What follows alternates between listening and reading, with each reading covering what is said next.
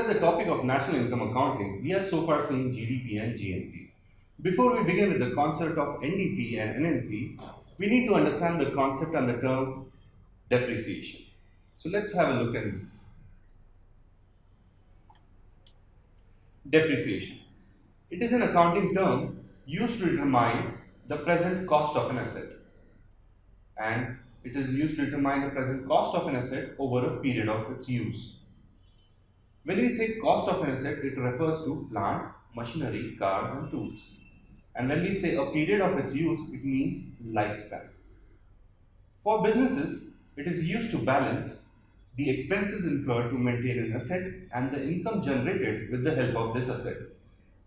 To understand this, let's take an example. Let's take an example of business of tours and transport. Imagine they have many vehicles through which they earn income.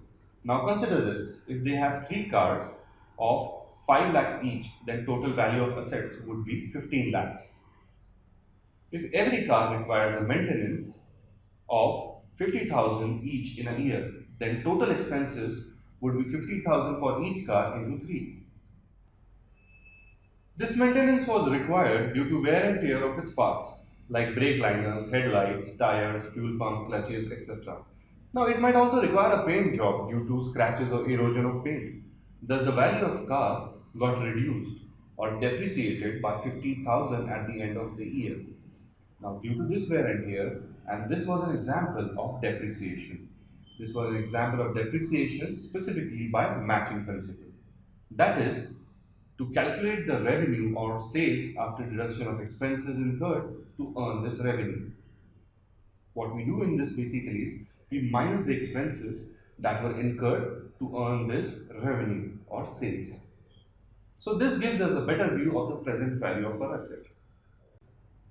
But in reality, the depreciation rate is fixed in accounting standards for every type of assets based on its general expected life or expected years of use.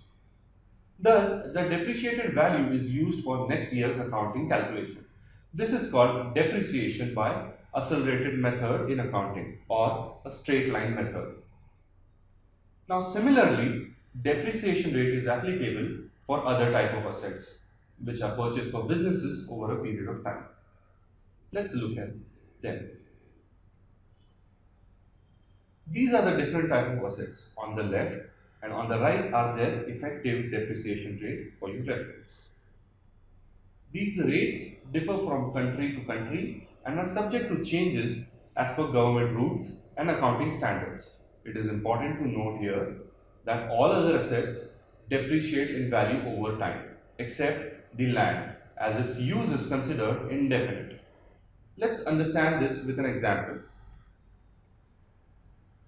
So imagine there is a piece of land and there was a small fishing village on it. It was surrounded by green trees and greenery all around. But then these trees were cut for farming. Over a period of time, due to the need of electricity, coal-based thermal power plants were set up. On the same piece of land, new houses now again can be built. So thus, a single piece of land can have multiple uses and can be used for multiple years, unlike other assets. Thus, it can be concluded that although other assets depreciate in value over time, the land as an asset and its use is considered indefinite. Now, similarly to assets, value of currency appreciates or depreciates with respect to foreign currency. If the value of domestic currency falls with respect to foreign currency, it results in depreciation in the value of domestic currency. For example, if Indian rupee gets weaker compared to US dollar, it means value of Indian rupee depreciated with respect to US dollars. Let's take it in terms of numbers. If 1 USD earlier is equal to 60 INR, that is 60 rupees. And now if 1 USD is equal to 50 INR, it means Indian rupee gets weaker compared to US dollar. If Indian rupee gets weaker, it means purchasing power of rupee decreases with respect to the US dollars, and which reduces the power to buy and results in lesser amount of goods in USD, which means you need to spend more amount in rupees. And exactly opposite is true for appreciation, which is a rise in value. So let's take a summary here. Depreciation is fall in value and appreciation is increase in value.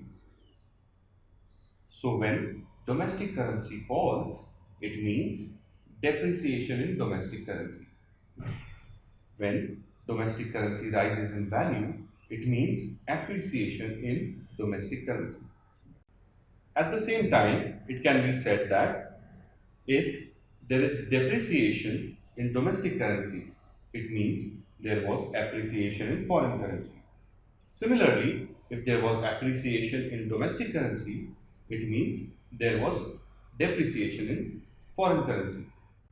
It is important to remember that whenever a currency appreciates or depreciates, it is always with respect to each other. That is, there has to be two currencies. If you still haven't understand this, let's take the example of A and B. Now imagine that there is a seesaw. If A and B are sitting on the two sides, and if A goes down, it means automatically B goes up. Similarly, if rupee goes down, it means dollar must have gone up. So that was about depreciation. This video was brought to you by Synergy Study Point Pune. Stay tuned for more such videos, and for more information you can always visit our website www.upscmantra.com. You can also like us on our Facebook page www.facebook/synergyspoint, and also subscribe to our YouTube channel Synergy Study Point. Thank you.